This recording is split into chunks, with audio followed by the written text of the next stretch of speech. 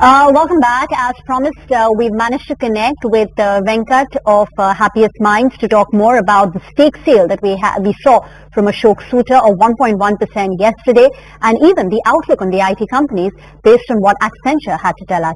Venkat, thank you very much for joining in. First, can you outline Mr. Soota's plans? He currently has sold 1.1% stake for his other NGO social sector interests. He has a 50.1% stake in the company, and he's okay if the company's stake comes down to 40%. He just doesn't want it to go below 40%. So does he have plans to bring it down further because he has so many other interests? Any timeline that he shared on that? Good morning, Reema. Thanks for giving those numbers.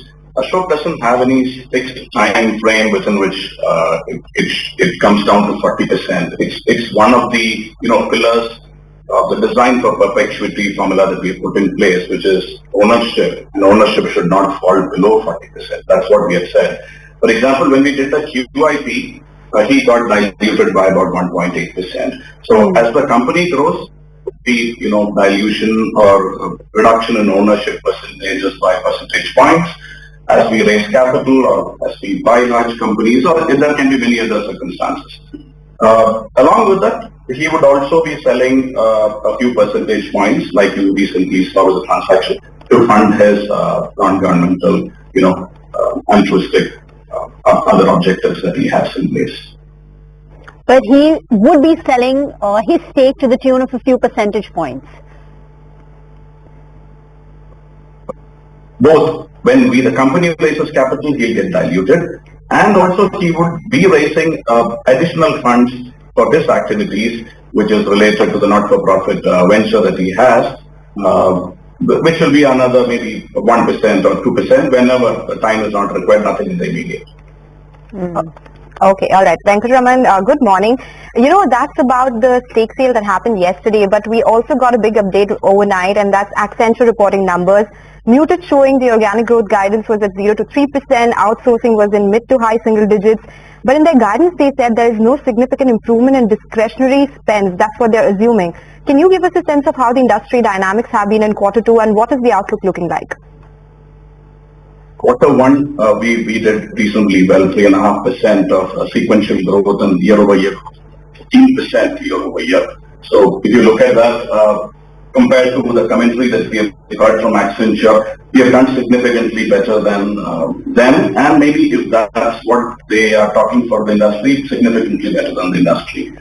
Going into Q2, we get into the silent period starting Monday, but given where we stand, we have not done any acquisition, but despite that, we should be having a reasonably good performance in line with what we have been giving out to the market, similar to even Q1. Is Q2 better than Q1 for you?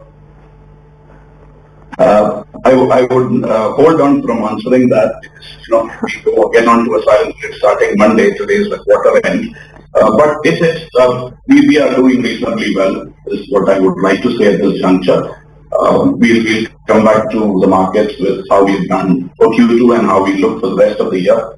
But if we even perform as well as what we have done in Q1, we were one of the top performers on organic growth because we haven't made that acquisition that we have been planning for, and hopefully Q3, Q4 we should be able to close 1 or 2. But without that, I think we are putting up a reasonable performance.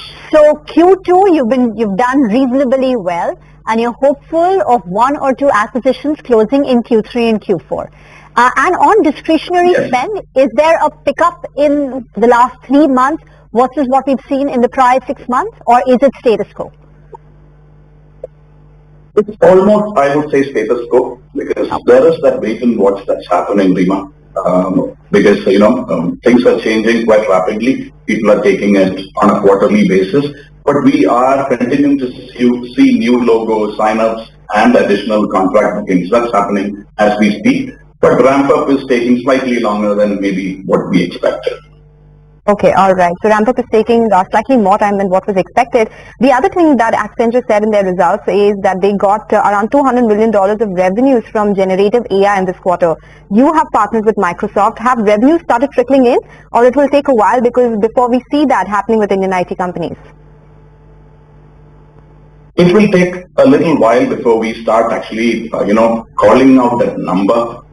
Because we have to identify what's really coming from generative AI. It's a pure service offering versus what is the follow through that we get from an account into which we go and sell in through generative AI. So just like it can be, we need to get a quantification going on that. But in the meanwhile, many of our customers have already started projects on integrating generative AI, open AI capabilities in the platforms that we're building for them, or the digital transformation exercises that we are undertaking for them.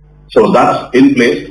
Give us that quarter. We've come back with a more cogent response to quantification and kind of investment, because people talk about investments, people talk about people. Companies are talking about, IP. So all of that, we are putting it together, getting together the cogent story, maybe even putting a business unit together, and then give us the time to come back to you with the POV. But in the meanwhile, you're not sitting back. There's lots of work happening on existing customers with generative AI capabilities being sold or implemented. You raised 500 crores via the QIP.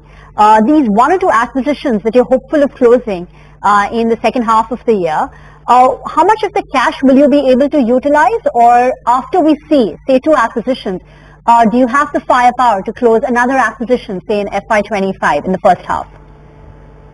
So, Nima, to put the whole cash generation in context, 500 through QIP, we have raised about 135 crores through an NCD raise.